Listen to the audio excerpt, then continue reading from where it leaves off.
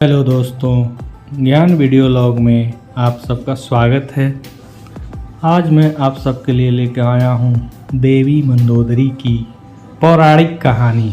देवी मंदोदरी का जिक्र हमारे पौराणिक कहानियों में 5 महान महिलाओं में उनका नाम दर्ज है, जिसमें से एक है देवी अहिल्या, देवी तारा, देवी मंदोदरी, देवी द्रौपदी और माता सीता। पूर्व काल में एक मधुरा नाम की अप्सरा थी। मधुरा एक बार घूमते हुए कैलाश पर्वत पर पहुंच गई और भगवान शिव को तपस्या में देखा और उन पर मोहित हो गई। इसके बाद मधुरा ने भगवान भोलेनाथ को आकर्षित करने का प्रयास किया। इस दौरान माता पार्वती आ गई और उन्हें मधुरा पर क्रोध आ गया और उन्होंने उसे मेढक बनने का श्राप दे दिया और उन्होंने आवेश में आकर मधुरा को 12 साल तक कुएं में मेढक बने रहने का श्राप दे दिया।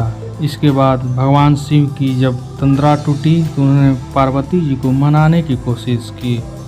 इसके बाद माता पार्वती ने मधुरा से कहा कि यदि वो कठोर तप करती है तो उस श्राप से छुटकारा पा सकती है।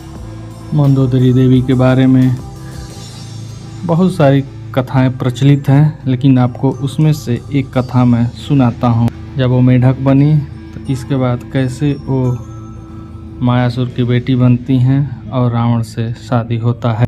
तो आइए हम आगे का कहानी सुनते हैं। बहुत समय पहले एक साधुओं का समूह था जो रोज सुबह पूजा करते थे और सात्विक जीवन जीते थे। वो कंदमूल फल खाते थे और पास के एक कुएं से पानी भी पीते थे। उस कुएं में एक मेढक भी रहता था जो रोज उन साधुओं की दिनचर्या देखता रहता था। साधुओं के सादा और सात्विक जीवन का उस पर गहरा प्रभाव पड़ा और वो धार्मिक हो गया। एक दिन जब साधु अपनी सुबह की प्रार्थना करने बाहर गए थे, मतलब अपने आश्रम को छोड़कर कहीं जंगल की तरफ गए थे, तो मेढक ने देखा कि एक जहरीला सांप कुएं में प्रवेश कर गया है और वो कुएं में ही जाकर अपना विष डाल दिया था। मेढक जानता था अगर साधुओं ने कुएं का जहरीला पानी पी लिया तो उनकी मृत्यु हो जाएगी, इसलिए उसने उन्हें आगाह करने का सोचा और साधुओं के लौटने का इंतजार किया। और जब साधु कुएं पर पानी पीने आए तो तुरंत उनके सामने कुएं के पानी में कूद गया। इस घटना के कारण साधुओं ने कुएं में झांक कर देखा तो पाया कि मेढक मर गया था। उन्होंने पानी नहीं पिया। उन्होंने उस मेढक को बाहर निकाला तो देखा कि नीला पड़ गया था। इससे उन्हें पता चल गया कि कुएं में जहर था। उन्हें अपनी यौगिक शक्ति से पता चला कि मेढक ने उनकी जान बचाने के लिए अपनी जान दी।